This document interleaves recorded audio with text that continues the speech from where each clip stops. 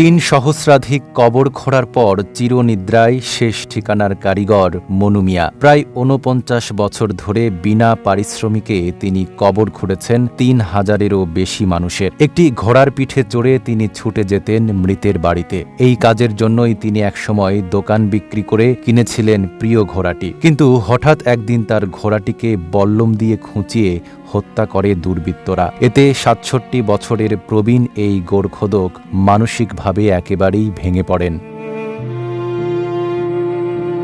কিশোরগঞ্জের ইটনা উপজেলার জয়সিদ্ধি ইউনিয়নের আলগাপাড়া গ্রামের বাসিন্দা মোহাম্মদ মনু মিয়া। কবর খুঁড়ে শেষ ঠিকানার কারিগর নামে খ্যাতি পেয়েছিলেন তিনি। ৩,০০০-এর বেশি কবর খোঁড়ার পর অবশেষে শেষ নিঃশ্বাস ত্যাগ করলেন। সিল্কোর সিল্ক অ্যান্ড শাইন, যাতে আছে আর্গান অয়েল ও ওট প্রোটিনের গুডনেস, যা আপনার চুলকে রাখে হেলদি অ্যান্ড শাইনিং। ২৮ জুন শনিবার সকাল 10:30টায় নিজ বাড়িতে মৃত্যুবরণ করেন মনু মিয়া।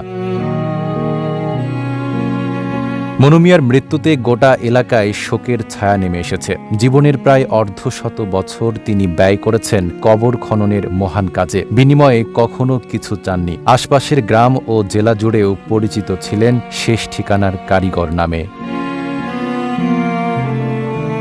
Desk report, Dhaka post.